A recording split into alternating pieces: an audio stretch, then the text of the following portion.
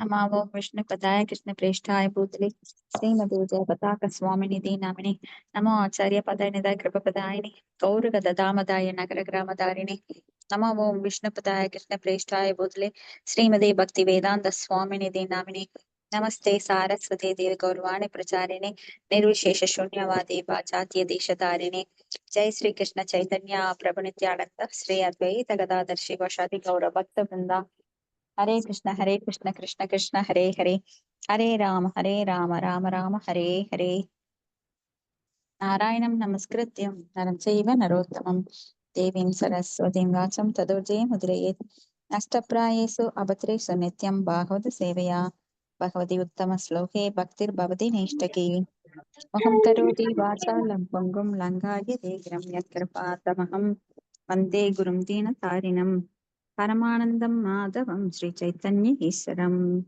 ॐ नमो भगवते वासुदेवाय ॐ नमो भगवते वासुदेवाय ॐ नमो भगवते वासुदेवाय हरे कृष्णा இன்னைக்கு காண்டம் 3 அத்தியாயம் 14 ஸ்லோகம் 15 கரெக்ட்டுங்களா?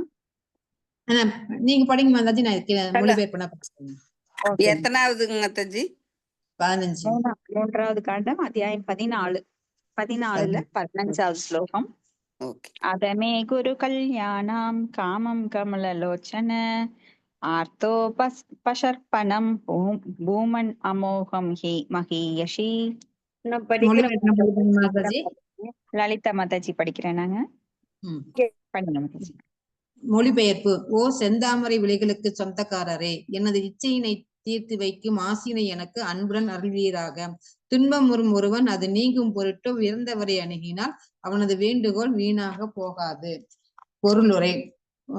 உடற்கலப்புக்கு உரிய காலம் இல்லை என்பதனால் தனது ஆசை கணவனால் நிராகரிக்கப்படும் என்பதை திதி நன்கு அறிந்தே இருந்தாள். ஆயினும் அவசர காலம் அல்லது துன்புறும் நிலை இவ்விரண்டிற்கும் இடையில் காலத்தையோ சூழ்நிலையோ கருத்தல் கூடாது என்பதனாலேயே திதி இவ்வாறு வேண்டினாள். ஹரே கிருஷ்ணா. அப்போ இப்ப நாம திதி என்னும் நங்கை மாலை கருவுறுதல் அப்படின்னு சொல்லி அத்தியாயம் 14 பார்த்துட்டு இருக்கிறோம். இதுக்கு முன்னாடி என்னன்னா, இப்போ திதி மற்றும் அதிதி இன்னும் பல மனைவியர் கஷ்யப முனிவருக்கு இருக்கிறாங்க. அப்போ அதிதி மற்ற மனைவியர்கள் எல்லாருமே குழந்தைகளை பெற்றுக்கொண்டார்கள். அதனால இங்க திதிக்கு மட்டும் குழந்தை இல்லை. அதனால அவளுக்குள்ள இருக்கிற இயற்கையான அந்த பெண்களுக்குரிய இயற்கையான அந்த பொறாமை குணம் திதியிட்ட வருது, எனக்கும் குழந்தை வேணும். ஆனா இந்த அணுகுமுறையானது, ஏன்னா ஒவ்வொரு உடல் கலப்புக்கு உரிய காலம் இருக்கிறது. இந்த காலத்துலதான் ஆணும் பெண்ணும் கூடணும் அப்படிங்கிற நியதி வேதங்கள்ல இருக்கு. ஆனா வேத நியதியை கடைபிடிக்காத இந்த கலியுகத்துல இத பற்றிய பேச்சுக்கே இடம் கிடையாது. ஆனா அந்த காலத்துல அப்படித்தான் இருந்தாங்க பெரியவங்கெல்லாம். இன்னும் காலம் போக போக அந்த உடல் உறவு அப்படிங்கிறது ஒரு எப்படி ஒரு அடக்க முடியாத ஒரு ஒரு அருவருப்பான செயலாயிருச்சு இன்னைக்கெல்லாம். ஏன்னா ஆணும் பெண்ணும் அப்படிங்கிறது ஒரு சட்டம் கூட கிடையாது. கல்யாணத்துக்கு அப்புறம்தான் கூடணும் அப்படிங்கறதெல்லாம் கிடையாது. இப்போ அவங்க அவங்களுக்கு கற்பனைக்கு தகுந்த மாதிரி காலேஜ் பசங்க, ஸ்கூல் பசங்க, நாம இப்பதான் கேள்விப்பட்டோம், நம்ம குரூப்லயே ஹெட்மிஸ்டர் ஒருத்தர் இருக்காங்க. அவங்க சொல்றாங்க, இந்த மாதிரி ஸ்கூல் குழந்தைகளுக்கு தவறான உறவு உண்டாகி அந்த பெண் கர்ப்பம் தரிச்சிருச்சு, அதனால எங்களுக்கு பிரச்சனையாச்சுன்னு. சோ குழந்தைகள், சின்ன குழந்தைங்க கூட இன்னைக்கு தவறான பாதைக்கு போகக்கூடிய அளவிற்கு இன்னைக்கு கம்யூனிகேஷன், மொபைல் ஆகட்டும், டிவி ஆகட்டும், சினிமா ஆகட்டும், நம்மளுக்கு சுற்றுப்புறங்கள்ல சூழ்நிலைகள் ஆகட்டும், அந்த மாதிரிதான் இருக்கு. இப்ப ரோட்ல போனீங்கன்னா போஸ்டர்ஸ், ரொம்ப அநாகரிகமான போஸ்டர்ஸ் ஒட்டி இருப்பாங்க. சரியான உடை உடுத்தாத ஒரு பெண் விளம்பரம் பண்ணிட்டு இருப்பா, சோப்பு விளம்பரம், இந்த மாதிரி உள்ளாடைகள் விளம்பரம். இதையெல்லாம் பார்க்கும்போது அந்த ஆண்களுக்கு அந்த கவர்ச்சி உண்டாகுது. அந்த வயசுல, பருவ வயது அப்படிங்கிறது ஹார்மோன் சேஞ்சஸ். அதுல அந்த கவர்ச்சி அந்த குழந்தைகளை அதிகமாக அதுல நாட்டம் உண்டாக செய்து மனசை பாழ்படுத்தி அது விகாரமாக மாறுது. ஏன்னா எண்ணம் என்பது அது செயலாக்கம் வருவதற்கு ஒரு முறை இல்ல, பல முறை சிந்திச்சா அது செயலாக்கம் பெற்றுவிடும்.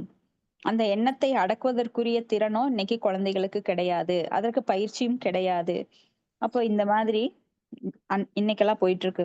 அப்ப திதி வந்து கஷ்யப முனிவருக்கு பல மனைவிகள் இருந்தாலும், திதி தனக்கு மட்டும் குழந்தை இல்லைங்கிற ஒரு பொறாமைனால அவரை வந்து உடல் உறவுக்கு நச்சரிக்கிறான். அது நேரம் கெட்ட நேரத்துல. ஏன்னா இது ஆபத்து கால தர்மம் அப்படிங்கிற இதுல கொண்டு போறா. சட்டம் என்பது நாம நாம வந்து வளைக்க முடியாது. இன்னைக்கெல்லாம் நாம வளைக்கிறோம். ஏன்னா நாம பௌதீக உலகத்துல இருக்கிறோம். ஆனா ஆன்மீக சட்டத்தை யாராலும் வளைக்க முடியாது. ஏன்னா வேதம் அப்படிங்கிறது பகவானால கொடுக்கப்பட்டது. தர்மம் தூ சாக்ஷாத் பகவத் பிரணீதம். பகவானால உருவாக்கப்பட்டதா தர்மம். நானும் எனக்கு ஒரு தர்மத்தை உருவாக்க முடியாது. இப்ப எனக்கு தகுந்த மாதிரி ஒரு டிக்ஷனரி, உங்களுக்கு தகுந்த மாதிரி ஒரு டிக்ஷனரி, இல்ல அவருக்கு தகுந்த மாதிரி ஒரு டிக்ஷனரி எழுத முடியாது. எல்லாருக்கும் ஒரே டிக்ஷனரி தான். எல்லாருக்கும் ஒரே சட்டம் தான். அது என்ன? வேத சட்டம். அப்ப வேதைச சர்வேர் அகம் வேத வேத்யோ வேதாந்த கிருத் வேதவித் ஏவச்சாகம் அப்படின்னு சொல்றாரு. அதுதான் தர்மம். தர்மம் வந்து பகவானால் எழுதப்பட்டது. அதை யாராலும் மாற்ற முடியாது. அப்ப திதி இங்க நினைக்கிறா ஆபத்து கால தர்மமா இதை நினைச்சுக்கட்டும் அப்படின்னு.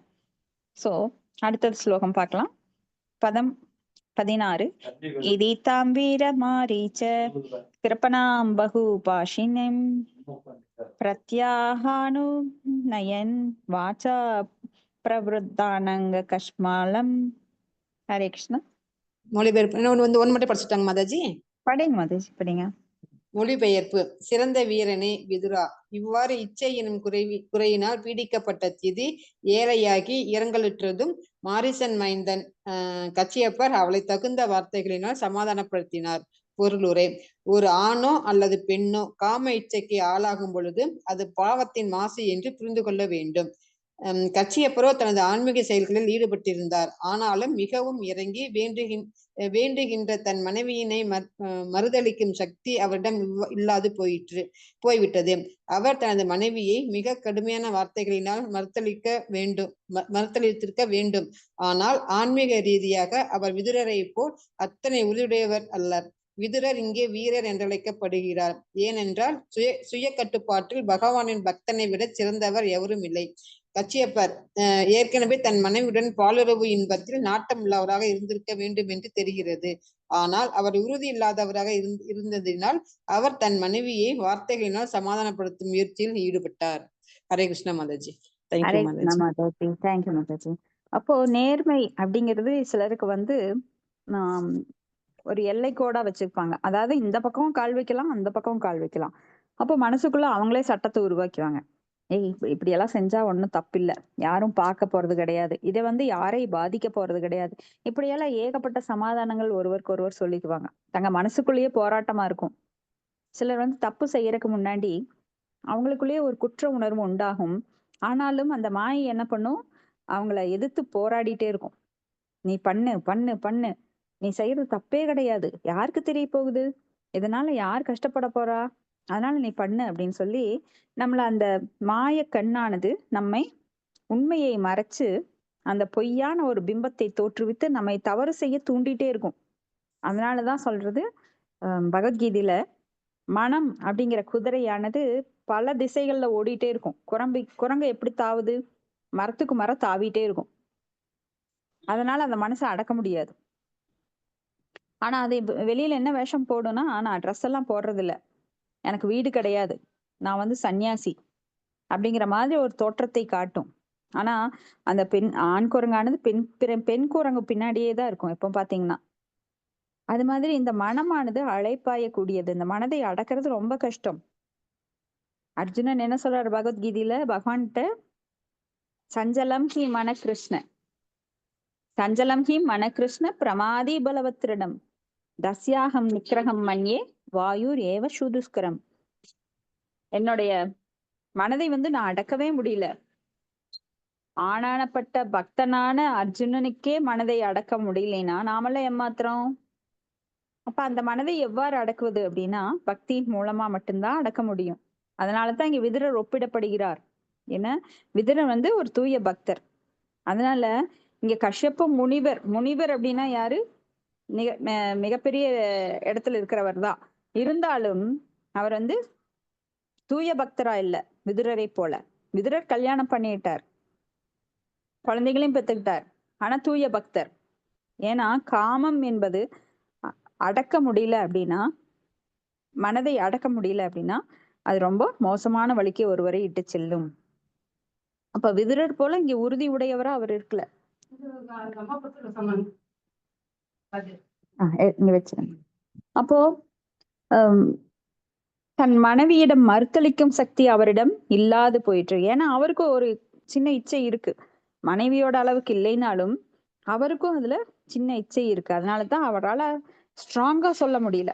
ஆனா அவர் என்ன பண்ணிருக்கணும், ஸ்ட்ராங்கா மறுத்திருக்கணும். ஒரு தூய பக்தனாலதான் இந்த மாதிரி மறுக்க முடியும். தவறுகளை நான் செய்யவே மாட்டேங்கிற உறுதியோட இருப்பாரு. ஆனா தூய்மை இல்லாதவங்க, சஞ்சலமோட இருப்பாங்க, என்னைக்கு வேணா இந்த பக்கம் சாஞ்சிருவாங்க. அப்ப ஆத்துல ஒரு கால் சேத்துல ஒரு கால். மாயை எப்ப வந்து மயக்குதோ அப்ப டொயில்னு விழுந்துருவாங்க. ஏன்னா அவங்க நிலை இல்லாம இருக்கு மனசு. நம்ம என்ன பார்த்திருக்கோம், உயர்ந்த சுவை கிடைக்கும் போது தாழ்ந்த சுவை தன்னால போயிடும். அப்போ உயர்ந்த சுவையில ஸ்ட்ராங்கா இருக்கணும். அவசையா வினி வர்தந்தே நிராகாரஸ்ய தேகினக ரசவர்ஜம் ரசோ அப்பியஸ்ய பரம் திருஷ்டுவா நிவர்த்ததே. அப்ப பகவான்கிட்ட உறுதியா இருக்கிற உள்ளம் தான் என்றும் தவறு செய்ய தூண்டப்படுவது இல்லை. இதுல பேசிக்கா பாத்தீங்கன்னா, தூய பக்தர்கள் நிலை அப்படிங்கிற நிலைக்கு அந்த அனர்த்த நிவர்த்தி ஸ்டேஜ் எல்லாம் போய் மிக உயர்ந்த நிலையில இருக்கிறவங்க மட்டும்தான் அப்படி இருக்க முடியும். அறக்குறையா இருக்கிறாங்க பாருங்க, இப்ப பக்தியில பிராக்டிஸ் பண்றவங்க எப்ப வேணா தவறலாம். ஏன்னா மாயை வந்து ரொம்ப வலிமையானது.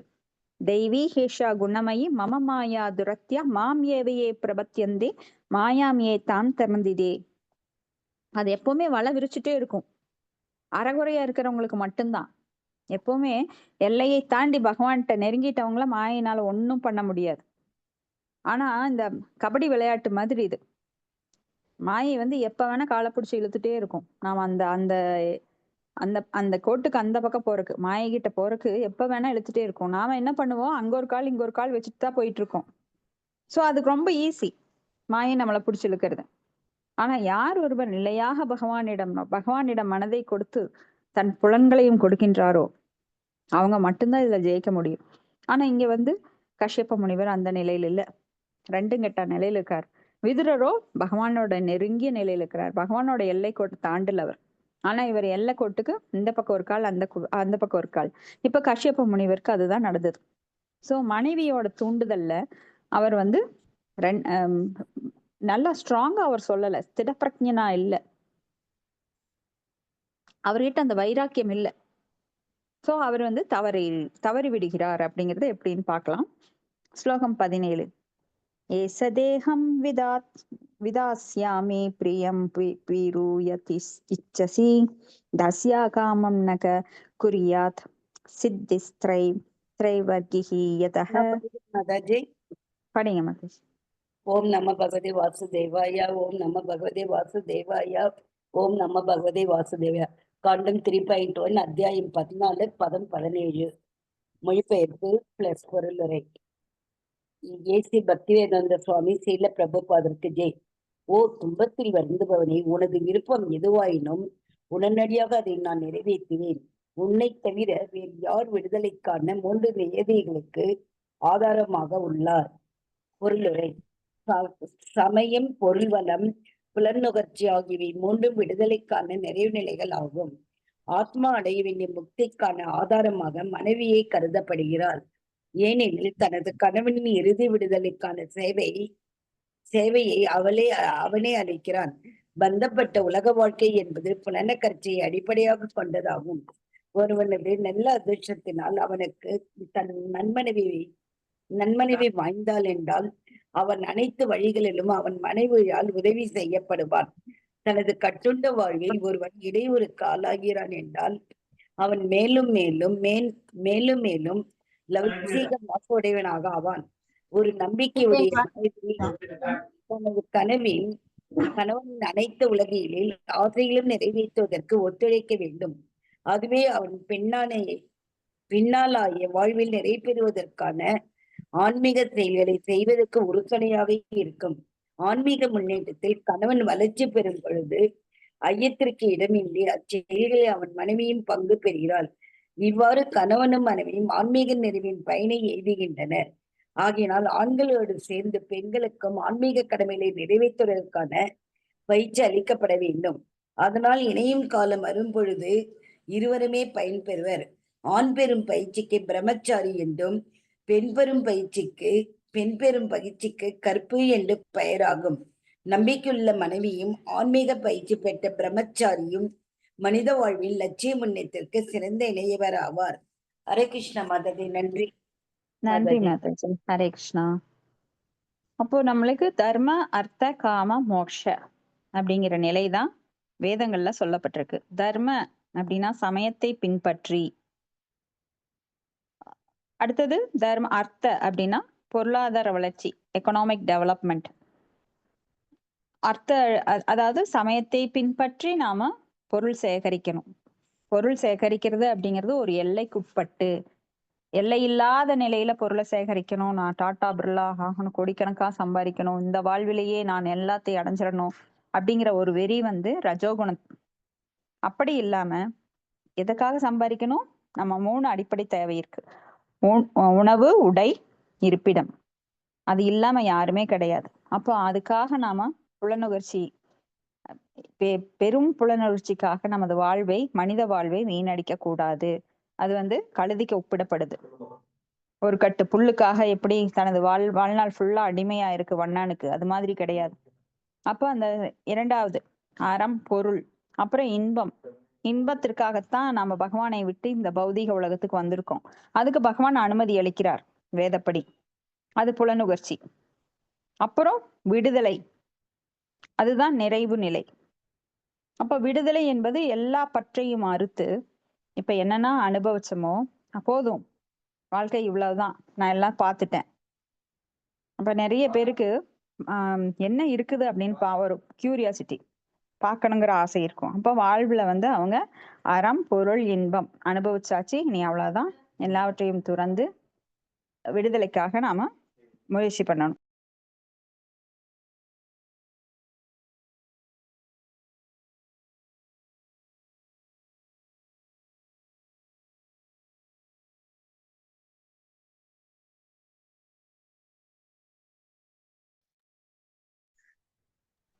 ஹரே கிருஷ்ணா. அப்போ ஆண்களோடு சேர்ந்து பெண்களும் ஆன்மீக கடமையை நிறைவேற்ற பயிற்சி அளிக்கப்பட வேண்டும். அன்னைக்கு அதுதான் நாம செஞ்சோம். வேத கல்வியில ஆண்களும் பெண்களும் எவ்வாறு இருக்க வேண்டும். பெண்களை வீட்டிலேயே அம்மா அப்பா பக்குவப்படுத்துவாங்க. எப்படின்னா, அவங்க வீட்டை விட்டு அதிகமா வெளியில போக மாட்டாங்க. வீட்டுக்குள்ள எல்லா சமையல் கலை, தையல் கலை, ஓவியக்கலை, என்னென்ன இருக்கோ அத்தனை கலைகளும் அவங்க பயிற்றுவிக்கப்படுவார்கள். அப்ப ஆண்கள் கிட்ட எப்படி நடந்துக்கணும், அப்ப இறுதி நோக்கம் என்ன, அது எல்லாமே பெண்களுக்கு பயிற்றுவிக்கப்பட்டது. இப்ப நாம முதல் அத்தியாயத்திலேயே படிச்சோம்.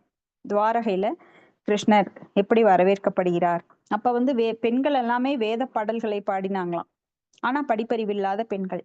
எப்படி அவங்களுக்கு வேத பாடல்கள் எல்லாம் தெரியுது? அப்ப அந்த அளவுக்கு அவங்க பயிற்றுவிக்கப்பட்டார்கள். பெண்களுக்கு வீட்லயே அந்த பாடம் சொல்லி கொடுக்கப்பட்டது. அப்ப பெண்கள் எப்படி அடுத்தவங்க முன்னாடி நடந்துக்கணும், ஒரு விருந்தினர் வந்தா எப்படி அவங்கள உபசரிக்கணும், இப்படி எல்லாம் பயிற்றுவிக்கப்பட்டாங்க. இந்த கால பெண்களுக்கு ஒரு கட்டின கணவன் வீட்டுல போனா என்ன பண்ணணும் கூட தெரிய மாட்டேங்குது. எப்படி உட்காரணும் அடுத்தவங்க முன்னாடி, எந்த உடை அணியணும், எப்படி நம்மளை கவர் பண்ணிக்கணும். ஏன்னா ரோட்ல போறப்ப கூட அவங்க அங்கங்கள் அசைற மாதிரி போறாங்க. சோ ஆண்களை தவறாக வழிநடத்துபவர்கள் பெண்கள் தான். ஆனா பெண்கள் சம உரிமை இருக்கு, நாங்க எப்படி வேணா நடந்துக்குவோன்றதெல்லாம் ரொம்ப தவறான கருத்து. அப்ப பெண்கள் தங்களோட உடம்ப மாத்த முடியாது. பெண்களுக்குரிய அங்கங்கள் இருக்கும். அப்ப எப்படி சமமா நம்ம சொல்றது? ஆணுக்கு சமமா பேண்ட் போட்டுட்டா எல்லாம் மாறிடுமா? கிடையாது. அப்ப பெண்கள் உடை நாகரிகம், அந்த பழக்க வழக்கங்கள், கற்பு நெறி, இதெல்லாம் பயிற்றுவிக்கப்பட்டது. ஒரு ஒரு பெண் ஒரு ஆணோட தான் வாழணும். இன்னைக்கெல்லாம் டைவர்ஸ் பண்ணிட்டு எத்தனை ஆண்கள் கூட வாழ்றாங்க.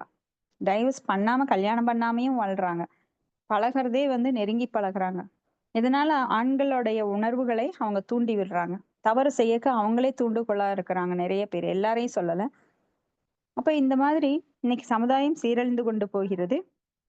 ஆனா அன்னைக்கெல்லாம் பெண்கள் சரியாக பயிற்றுவிக்கப்பட்டு கற்பு நெறியில் இருந்தாங்க. அப்போ ஒரு ஆண் வந்து எப்படி பயிற்றுவிக்கப்பட்டார்னா, அவர் பிரம்மச்சரிய வாழ்க்கையில எப்படி வாழணும், எப்படி வேத பிரகாரம் வாழணும், எப்படி தானம் செய்யணும், எப்படி தவம் பண்ணணும், எப்படி யாகம் பண்ணணும், அதெல்லாம் குடும்பத்துல அவங்க சரியா பயிற்றுவிக்கப்பட்டார்கள். அப்படி வந்து யாகம் செய்வதன் மூலமாக அவங்க சரியான முறையில குடும்பத்தை கொண்டு போனாங்க. அப்போ அந்த இச்சைகள் அவங்களுக்கு அதிகமா இருக்காது. ஏன்னா புலனுகர்வுங்கிறது அங்க பயிற்றுவிக்கப்படல வேத கல்வியில. எப்படி இந்த விடுதலை அடைவது அப்படிங்கிறதுக்கு தான் பயிற்சி அளிக்கப்பட்டது. அதற்கான அணுகுமுறைகள், எப்படி ஒரு பெண்ணை அணுக வேண்டும். பெண் என்பது வெறும் உடல் கிடையாது. அப்போ ஒரு இன்பத்தை அனுபவிக்கிறேன்னா அதுக்கும் ஒரு எல்லைக்கோடு இருக்கு, அதுக்கும் ஒரு நேரம் இருக்கிறது. அப்ப மனைவியை எப்படி ட்ரீட் பண்ணணும் அப்படிங்கிறது எல்லாமே பயிற்றுவிக்கப்பட்டது. இன்னைக்கு மனைவியை எப்படி நடத்தணும் கூட ஜென்ஸுக்கு சொல்லி தர்றது கிடையாது. அப்போ அந்த அன்புங்கிறது இங்க எல்லாமே விரிசலாயிருக்கு. அதனால பிரச்சனைகள், சண்டைகள் அதிகமா ஆகுது. ஏன்னா இதயம் வந்து அன்புக்காக இயங்கும்போது நெருங்கி இருக்கும். ஆனா இதயங்கள் எப்போ விரிவுபடுது, தள்ளி தள்ளி நிக்குது அப்படின்னா அந்த இடத்துல அன்பு இல்லாத காரணத்தினால. அந்த அளவுக்கு அன்பு எப்படி இடைவெளியை ஏற்படுத்துது பாருங்க. அதனாலதான் நிறைய டைவர்ஸ் நடக்குது. சோ இந்த குழந்தை பெற்றுக் கொள்ளுவது அப்படிங்கிறது ஒரு ஆத்மாவை நாம இங்க வரவழைக்கிறதுனா ஒரு பெரிய ஒரு அது ஒரு ஒரு பொறுப்பு நம்மளுக்கு ஒப்படைக்கப்படுது பகவானால. ஏன்னா அந்த ஆத்மாவை நீ கடைந்தேற்ற வேண்டும். அதுக்காகத்தான் அந்த ஆத்மாவை இந்த உடலுக்குள்ள ஒரு சின்ன உடலை கொடுக்கிறார். அது வளர்ந்து வளர்ந்து வளர்ந்து எப்படி என்கிட்ட வரணும்னு சொல்லி கொடுங்க. ஆனா அதை விட்டுட்டு மத்ததெல்லாம் நாம பண்றோம். ஒரு குழந்தைய பெத்துக்கிட்டு அதை எப்படி இன்னைக்கு குழந்தைகளை வந்து எப்படி ட்ரெயின் பண்றாங்கன்னு நம்ம டிவி பார்த்தா பார்க்கலாம். அசிங்கமான பாடல்களுக்கு, அசிங்கமான அசைவுகளோட நடனம் அப்படிங்கிறது, அந்த பாட்டு, கொச்சை மொழிகள், அருவருப்பான மொழிகள், அதையெல்லாம் கத்து கொடுத்து ஒரு 4 வயசு குழந்தைய அசிங்கமா வளைவுகள் எல்லாம், உடல் வளைவுகளை எல்லாம் சொல்லி தந்து அதை ஆட வைக்கிறது, மேடையில அதை பாட வைக்கிறது. அது ரொம்ப பெருமையா அவங்க பார்த்துட்டு இருப்பாங்க பாருங்க. எவ்வளவு நம்மளுக்கெல்லாம் எவ்வளவு ஒரு கேவலமான சிந்தனையுடையவர்களா இருக்கிறாங்க. அதை வந்து ரசிச்சு பாக்குறாங்க. அந்த குழந்தை வந்து அசிங்கமான பாடல் பாடுறத அதுக்கு வந்து ஜட்ஜு 4 பேர் ஜட்ஜு பாருங்க. இவங்கெல்லாம் யமதர்மர் கிட்ட, உண்மையான ஜட்ஜு கிட்ட போனா என்ன கதிக்கு ஆளாவாங்கன்னு தெரியல. அந்த 4 ஜட்ஜு அவங்களுக்கு மார்க் போடுறது, மேல தூவுறது, பூ தூவுறது, அவங்களுக்கு மொபைல் போனை கொடுக்கறது, பரிசுகள் கொடுக்கறதுன்னு ஏகப்பட்ட கலாட்டா பண்ணிட்டு இருக்காங்க. எப்படி போயிட்டு இருக்கிறது நாகரிகம்? இந்து சமயம், ஆரிய நாகரிகம் வந்து அநாகரிகமாக இன்னைக்கு போயிட்டு இருக்கு. அப்போ ஒரு மனைவி என்பவள் எப்படி பயிற்சி கொடுக்கப்படணும் அப்படின்னா, கணவனுக்கு பக்தி சேவை செய்வதற்கு எல்லா சேவைகளையும் செய்யணும். அப்ப மனைவி வந்து அதுக்கு ஒத்துழைக்கணும். 4 மணிக்கு எந்திரிச்சு பூ பறிச்சு கொடுக்கறது, பகவானுக்கு பிரசாதமாக போகா பண்ணி கொடுக்கறது. அப்ப கணவனுக்கு ஆன்மீகமாக என்னென்ன சேவைகள் செய்யணுமோ அதெல்லாம் செய்யணும். கணவனுக்கு தொல்லையா இருக்கக்கூடாது. அப்போ அந்த மாதிரி ஒரு அடக்கமுள்ள ஒரு மனைவி, கற்புடைய மனைவி எப்படி ஒரு பக்தன் வந்து பகவானுக்கு சேவை செய்கிறானோ, அந்த பக்தன் எங்க போவான்? கடைசியில உயிரை விடும்போது ஆன்மீக லோகத்துக்கு போவான். அப்ப மனைவி சேவை செய்யறதுனால மனைவியும் கூடவே போவான். அதனாலதான் அந்த காலத்துல ஒரு கணவன் இறக்கும்போது மனைவியும் போய் அந்த தீயிலேயே தன்னை மாய்ச்சுக்குவாங்க. அது உடன்கட்டை அப்படின்னு சொல்லுவாங்க. ஆனா இன்னைக்கு அது தடுக்கப்பட்டிருக்கு. ஏன்னா இந்த காலத்துல ஆணும் சரி பெண்ணும் சரி அந்த மாதிரி கிடையாது. அதனால அது தடுக்கப்பட்டது நல்லதுதான். ஆனா அந்த காலத்துல ஒரு கணவன் எங்கு செல்கிறானோ, கணவனுக்கு சேவை செய்வதன் மூலம் மனைவியும் அதே நற்கதியை அடைகிறாள். ஏன்னா பெண்கள் அந்த மாதிரி இருந்தாங்க, அதனால அடைஞ்சாங்க. இன்னைக்கு காலமெல்லாம் கெட்டுருச்சு. அடுத்தது ஸ்லோகம் 18. சர்வாஸ்ரமான் உபாதாய ஸ்வாஸ்ரமேன கலத்ரவான் வியசர்ணார்ணவம் அத்யேதி ஜலயானைர்ஹதார்ணவம். ஹரே கிருஷ்ண மாதாஜி. பிரணாம் மாதாஜி. படிங்க மாதாஜி. ஈஸ்வரி மாதாஜி படிக்கிறீங்களா? படிங்க படிங்க மாதாஜி, நீங்க படிக்கிறதா படிங்க. சரி. மொழிபெயர்ப்பு. நீரில் மிதந்து செல்லும் படகு போன்றவற்றினால் ஒருவன் கடலை கடப்பது போல் ஆபத்து நிறைந்த உலக வாழ்வு என்னும் கடலினை ஒருவன் மனைவியுடன் இல்வாழ்க்கை நடத்துவதன் மூலமே கடக்க முடியும். பொருளுரை: உலக வாழ்விலிருந்து விடுதலை பெறுவதற்கு செய்யும் முயற்சிக்கு துணையாக 4 சமுதாய பிரிவுகள் உள்ளன.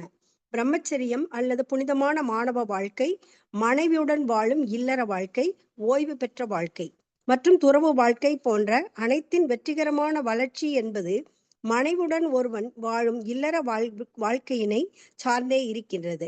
இந்த ஒத்துழைப்பானது 4 சமுதாய பிரிவுகளும் 4 ஆன்மீக பிரிவுகளும் முறையாக செயல்படுவதற்கு இன்றியமையாதவையாகும். வேதத்தின் வர்ணாசிரம தர்மமானது பொதுவாக ஜாதீய முறை என்றே அறியப்படுகிறது. மனைவுடன் இல்லற வாழ்வில் ஈடுபட்டிருக்கும் ஒருவனுக்கு பிற சமுதாய பிரிவுகளின் உறுப்பினர்களை பிரம்மச்சரியம், வானப்பிரஸ்தம், சந்நியாசம் காக்கும் பெரிய பொறுப்பு இருக்கிறது. கிரகஸ்தன் என்னும் இல்லறத்தானை தவிர ஒவ்வொருவரும் ஆன்மீக வாழ்வு முன்னேற்றத்தில் ஈடுபட வேண்டியிருக்கிறது. ஆகையினால் பிரம்மச்சாரி, வானப்பிரஸ்தன் மற்றும் சந்நியாசிக்கு வாழ்க்கைக்கான ஆதாரங்களை சம்பாதிப்பதற்கு குறைந்த நேரமே இருக்கிறது. ஆகையினால் அவர்கள் இல்லத்தாரிடமிருந்து இறந்துண்டே வாழ வேண்டியிருக்கிறது. இவ்வாறு அவர்கள் தங்கள் வாழ்வின் இன்றியமையாத தேவைகளை தீர்த்து கொண்டு ஆன்மீக அறிவினை வளப்படுத்துகின்றனர். சமுதாயத்தின் பிற 3 பிரிவினரும் ஆன்மீக மேன்மைகளில் வளர்ச்சி அடைய உதவி செய்வதன் மூலம் இல்லறத்தானும் ஆன்மீக வாழ்வில் தன்னை முன்னேற்றிக் கொள்கிறான். இவ்வாறு சமுதாயத்தில் உள்ள அனைவரும் தாமாகவே ஆன்மீக முன்னேற்றம் உடையவர்களாக மாறி அறியாமை கடலினை மிக எளிதில் கடக்கின்றனர். ஹரே கிருஷ்ணா மாதாஜி. தேங்க்யூ மாதாஜி. ஹரே கிருஷ்ணா. தேங்க்யூ மாதாஜி. அப்போ நாம இங்க விடுதலைன்னா மோக்ஷம், தர்ம அர்த்த காம மோக்ஷம், அறம் பொருள் இன்பம் வீடு பேரு. அந்த வீடு பேரு அல்லது மோட்சம் அடைய நாம என்ன பண்ணணும்? உலக வாழ்விலிருந்து விடுதலை பெறுவதற்கு என்ன பண்ணணும் அப்படின்னா 4 பிரிவுகள் இருக்கு இல்லைங்களா? அப்போ பிரம்மச்சரியம், கிரகஸ்தம், வானப்பிரஸ்தம், சந்நியாசம். அதாவது புனிதமான மாணவ வாழ்க்கைங்கிறது பிரம்மச்சரியம். மனைவியுடன் வாழும் இல்லற வாழ்க்கை, அதாவது சட்டப்படி வாழ்றது அப்படிங்கிறது கிரகஸ்தம். கிரகஸ்தன் அப்படிம்பாங்க. கிரகமேதி அப்படிங்கிறது வேற. அதாவது வேத கடமைகளை எல்லாம் விடுத்துட்டு எப்படி வேணா வாழலாங்கிறது கிரகமேதி. கிரகஸ்தன் அப்படின்னா சட்டத்திற்கு உட்பட்டு, வேத சட்டத்திற்கு உட்பட்டு வாழ்வது. அப்புறம் ஓய்வு பெற்ற வாழ்க்கை அப்படிங்கிறது வானப்பிரஸ்த வாழ்க்கை.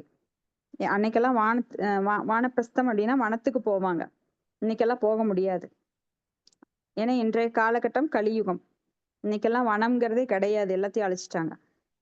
அடுத்தது துறவு வாழ்க்கை. வனத்துக்கு போனா என்ன பண்ணணும்? எல்லாத்தையும் துறந்துடணும். இது என் வீடு, என் உறவு, என் மனைவி, என்னுடையது, நான், எனது அப்படிங்கிற அகங்காரம், அமாகாரம் எல்லாம் அறுத்துட்டு, துறவு அப்படின்னா மனதளவில் துறப்பது. போலி சன்னியாசிகள் மாதிரி கிடையாது. எல்லாத்தையும் துறந்துட்டேன், ஆனா மனசுக்குள்ள எல்லா ஆசைகளும் ஓடிட்டு இருக்கும், வெளியில தெரியாது. ஏன்னா அவங்க காவி உடை உடுத்திருப்பாங்க, பட்டை போட்டிருப்பாங்க, நாமம் போட்டிருப்பாங்க, ஆனா உள்ளத்துல எல்லாம் கபடம். பின்னாடி பாத்தீங்கன்னா மது, மாது, சூது எல்லாம் இருக்கும். அந்த மாதிரி போலி சன்னியாசிகள் இருக்கிறதுனால தான் உண்மையான சன்னியாசிகளை அடையாளம் காண்றதுக்கு கூட மக்கள் கஷ்டப்படுறாங்க. சோ போலி சன்னியாசிகளிடம் சரணடைஞ்சு பல பேர் தங்கள் வாழ்க்கையை இழந்துடுறாங்க. ஸோ இதுல ரொம்ப கவனமா இருக்கணும். இப்படி 4 பிரிவுகள் இருந்தது. அப்ப இந்த 4 சமுதாய பிரிவுகளும் 4 ஆன்மீக பிரிவுகளும் முறையாக செயல்படுவதற்கு இன்றியமையாததா இருந்தது. மனைவியுடன் வாழ்வது அப்படிங்கிறது தான் கிரகஸ்த வாழ்வு. ஏன்னா அந்த கிரகஸ்த வாழ்வு இல்லைன்னா மற்ற 3 பிரிவினர்களும், பிரம்மச்சரியத்தை எடுத்தவங்க, வனப்பிரஸ்தத்தை எடுத்தவங்க, சன்னியாசிகள், இவங்களுக்கு யார் சேவை செய்யறது? ஏன்னா கிரகஸ்தன் கிட்ட மட்டும்தான் பணம் இருக்கும், பொருள் இருக்கும். ஆனா இந்த ஆன்மீக வாழ்க்கையை மேற்கொள்ளும் பிரம்மச்சாரி, வானப்பிரஸ்தன், சன்னியாசி, இவங்களுக்கெல்லாம் பொருள் வேண்டும் என்றால் இவங்க தங்கள் உடல் உழைப்பை எல்லாம் கொடுக்க முடியாது, பொருள் தேட முடியாது. ஏன்னா பொருள் தேடிட்டு உட்கார்ந்துருந்தா அதுல இருக்க முடியாது. ஒரு பிரம்மச்சாரியோ இல்ல ஒரு வனப்பிரஸ்தனோ இல்ல ஒரு சன்னியாசியோ பொருள் தேடிட்டு இருந்தாங்கன்னா எப்படி அவங்க அந்த நிலையில இருக்க முடியும்? அதனால இவங்க 3 பேருக்கு உதவுறது யாரு அப்படின்னா கிரகஸ்தன். ஏன்னா கிரகஸ்தன் தான் பொருள் தேடி அவன் இல்லற வாழ்க்கையில ஈடுபடும் போது தானம் பண்ணணும் இவங்களுக்கெல்லாம். அவன் தானம் பண்றதன் மூலமா தான் இந்த 3 பேரும் அவங்க கடமையை சரியா செய்ய முடியும். அப்போ பிற சமுதாய உறுப்பினர்கள், அந்த பிரம்மச்சரியம், வானப்பிரஸ்தம், சன்னியாசிக்கு இவங்க காக்கும் பொறுப்பு, இவங்க 3 பேரையும் காக்கும் பொறுப்பு இந்த கிரகஸ்தனுக்கு இருக்கு. அப்போ கிரகஸ்தன் என்னும் இல்லத்தானை தவிர ஆன்மீக வாழ்வில் முன்னேற இவங்க 3 பேரும் முயற்சி பண்ணிட்டு இருக்காங்க. ஏன்னா அவங்களுக்கு குறைஞ்ச நேரம் தான் இருக்கு, பொருள் தேட முடியாது. அப்ப இல்லத்தாரிடமிருந்து இறந்துண்டே வாழ வேண்டி இருந்தது. இப்படி அவங்க தங்கள் வாழ்க்கையின் இன்றியமையாத தேவைகளை தீர்த்து கொண்டு ஆன்மீக அறிவை வளப்படுத்துகின்றனர். இப்ப இந்த 3 பிரிவினரும் ஆன்மீக மேன்மையில் வளர்ச்சியடைய உதவி செய்வதன் மூலம் இல்லறத்தானுக்கு ஆன்மீக வாழ்வில் தன்னை முன்னேற்றி கொள்கிறான். அப்ப கிரகஸ்தா அவனுக்கு சாஸ்திரத்தில் விதிக்கப்பட்டது என்ன? இவங்க 3 பேருக்கும் நீ தானம் பண்ணணும். அப்ப யாராவது ஒரு சன்னியாசி நம்ம வீட்டுக்கு வந்தாலோ இல்ல ஒரு பிரம்மச்சாரி வந்தாலோ அவங்களுக்கு நாம பொருள் உதவி கொடுக்க வேண்டும். அதுதான் நம்மளுக்கு வேதங்கள்ல சொல்லப்பட்டிருக்கு. நான் ஏன் இவங்களுக்கு கொடுக்கணும், எனக்கே இப்ப பத்துறது இல்லை அப்படிங்கிற நிலையில தான் இன்னைக்கு இருக்கிறாங்க. ஆனா இந்த சட்டம் எல்லாம் யாருக்கும் தெரியறது கிடையாது. ஏன்னா இந்த சட்டங்கள் நம்ம அரசாங்கம் வலியுறுத்துவது இல்லை. ஏன்னா அரசாங்கத்துல இருக்கிறது எல்லாமே ஆன்மீக கல்வி பெறாத ஒரு அறியாமையில் இருக்கிறவங்க. சோ அந்த முட்டாள்கள் நம்மளுக்கு சரியா சொல்லி தர்றது இல்லை.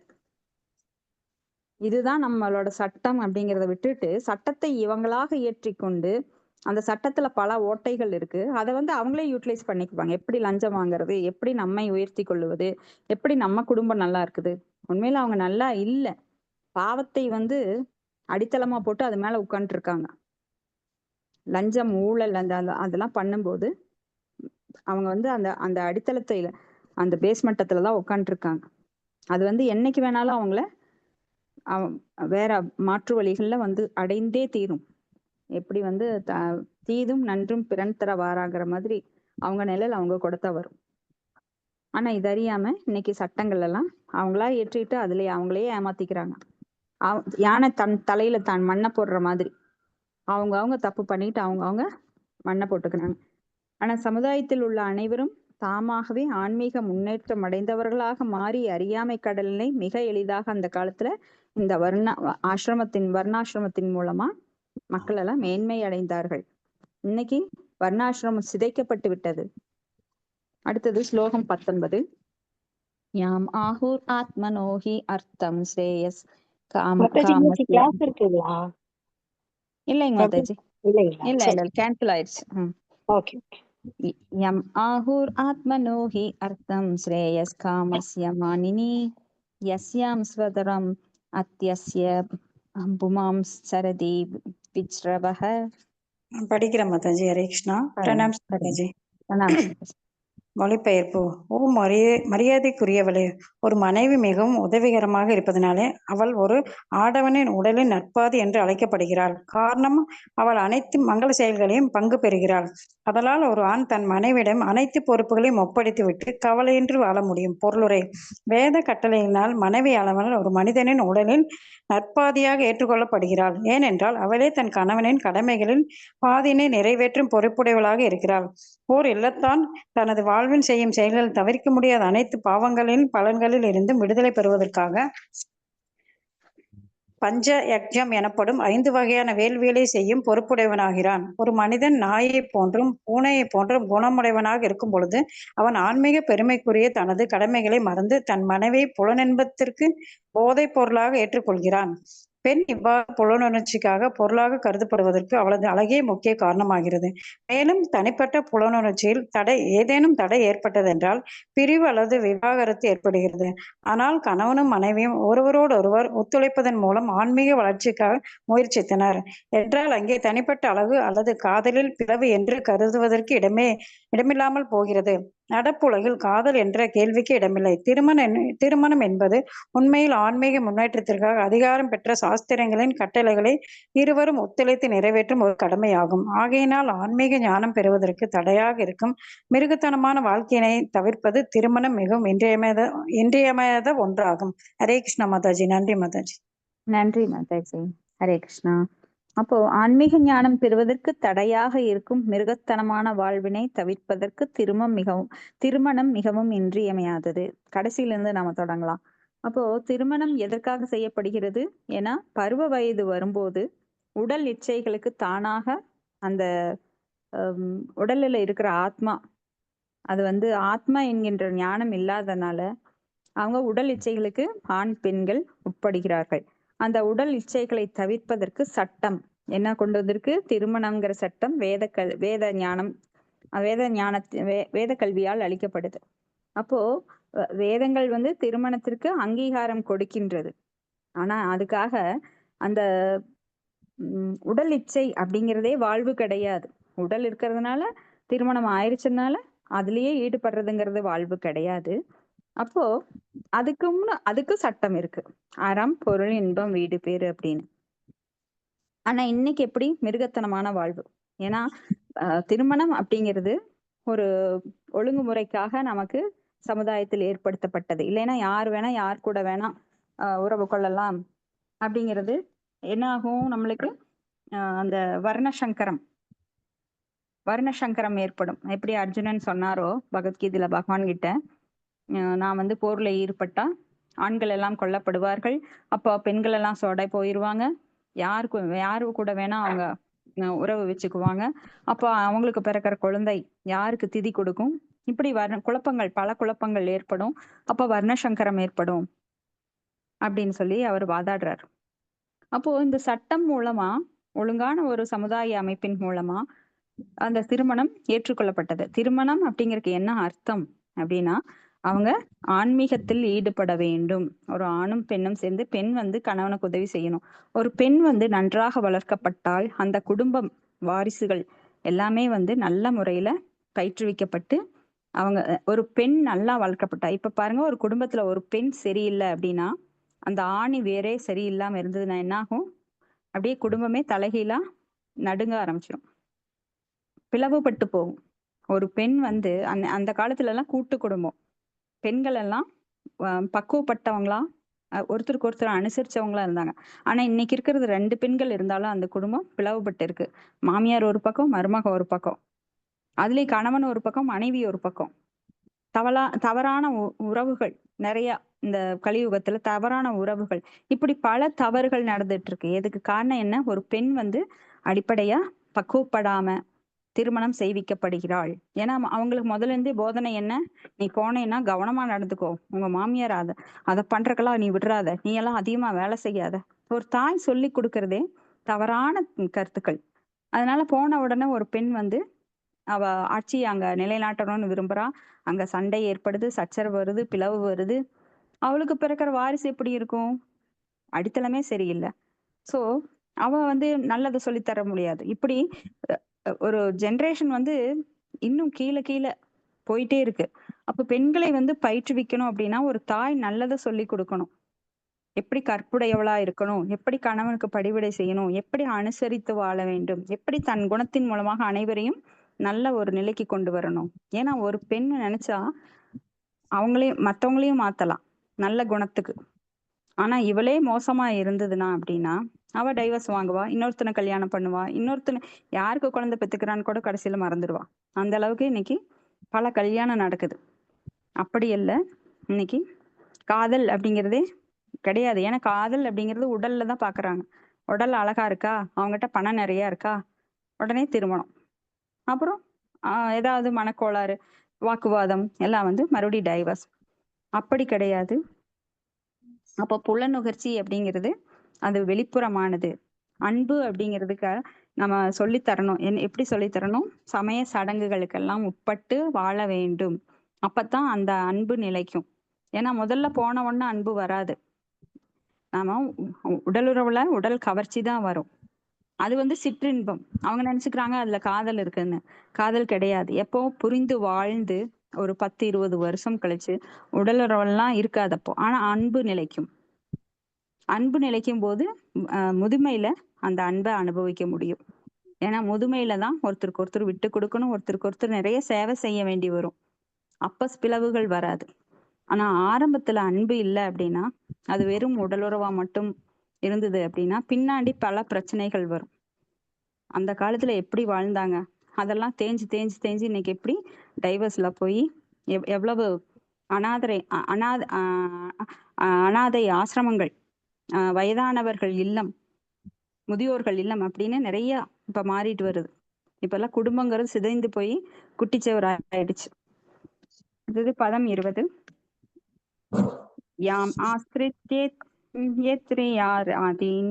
துர்ஜனான் இதராஸ்ரைமை வயம் ஜயேம ஹேலாபிர் தஸ்யோன் துர்க பதிர்யதா.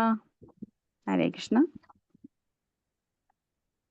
படிங்க மாதாஜி. படிக்கிறேன் மாதாஜி. மொழிபெயர்ப்பு. ஒரு கோட்டையின் பாதுகாவலன் அத்துமீறி நுழையும் கொள்ளைக்காரர்களை எளிதில் வெற்றி கொள்வதைப் போல மனைவியை சரணடைவதன் மூலம் ஒருவன் புலன்களை வெற்றி கொள்ள முடியும். இவை பிற சமுதாய அமைப்புகளில் வெற்றி கொள்ள முடியாதவை ஆகும்.